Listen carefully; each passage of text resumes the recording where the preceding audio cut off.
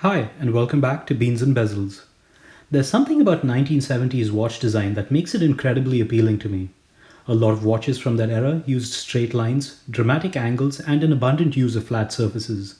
Gerald Genta's designs for Patek Philippe, Audemars Piguet, IWC, and others seem to have spearheaded this design movement, and his design styles have only become more popular over time. If you look around today, you'll find plenty of copies disguised as homages, plenty of homages disguised as original designs. And most affordable watches in this price category often fall into these design traps, just because the design language is so distinctive. But the idea of heavily borrowing from that rulebook is not limited to modern watches. Even in the 70s, there were watches influenced by that design style, and the Tissot Seastar is one such example. I didn't know about this watch until a few years ago when I was browsing eBay auctions late at night, as most of us watch enthusiasts do. I came across this Seastar quartz and thought it looked great. I did some digging and convinced myself that this watch was legit and decided to buy it. What arrived was a great looking watch and an affordable way for me to own and enjoy the 70s design language from a brand that has its own interesting story and heritage. I haven't had this watch authenticated, but it looks legit and the movement inside behaves exactly like the caliber 2031 is supposed to. Vintage watch hunting on eBay is always a gamble though, and thankfully you don't need to look at sketchy listings to get your 1970s watch design fix. Tissot recently released these watches as an addition to the PRX lineup, which appear to be heavily inspired by the Tissot Seastar. And I figured since I've owned the Seastar, maybe I'll have some interesting or intelligent insight to offer. Unfortunately, I don't have the Seastar in my possession right now, but I'll include some photographs wherever relevant. The PRX is offered in 3 dial colors and has a retail price of $375 US. Tissot is usually a brand you can get a discount on, but given the heavy demand for this watch right now, you might have to wait a while to get a discount, as they're moving quite quickly even at full retail. Let's check it out. I measured the case to be 39.25mm in diameter, 44.25 from lug to lug, but 51 if you include the fixed end links that angle downwards a bit, and 10.5mm in height. The case is made of stainless steel and combines mostly brushed surfaces with a few polished accents. What I like most about this case and the old Seastar is the use of polished edges and slightly rounded corners, which makes it feel like a refined and well-built watch, and also very comfortable to handle. The quality of brushing is mediocre but reasonable for a $375 watch. There's a polished fixed bezel section that seats a flat sapphire crystal. I'm not sure what kind of AR coating scheme was used here, but I haven't had any trouble with reflections. You then have a 4.5mm push-pull crown at the 3 o'clock position that has an excellent grip, a bead-blasted finish, and a signed top. It is slightly recessed into the case and is easy to operate without any crown or stem wobble. Flipping it over, you have a solid screwed-on case back, and the watch is rated for up to 100 meters of water resistance. The PRX is offered in blue, black, and a brushed silver dial option. I think the brushed silver is closest to the Seastar that I own, but has rose gold colored hardware. I decided to buy the black dial PRX to review, but I think the blue looks great as well. All 3 dials have vertically brushed metallic surfaces like on the Seastar. However, it is a bit harder to capture the brushing on the black dial, and even Tissot's own photographs don't do a good job showing this off. There is a slightly sloped black chapter ring that has printed white ticks. This is easy to read given the contrast, and the difference in textures between the chapter ring and the dial is very subtle, and I like it. Similar to the Seastar, you have applied indices that are long and narrow and appear to combine brushed top surfaces with polished edges and also filled with lume. The finishing here is quite impressive.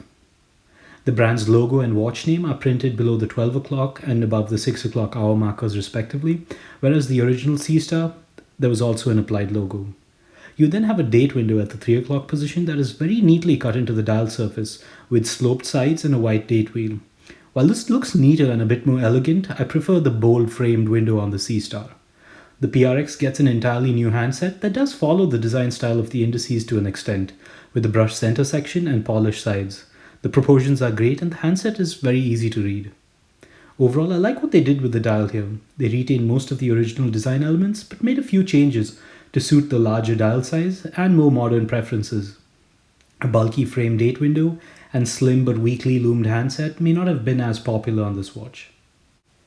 The loomed elements on the indices and hands are quite slim, so don't expect very bright or long-lasting lume.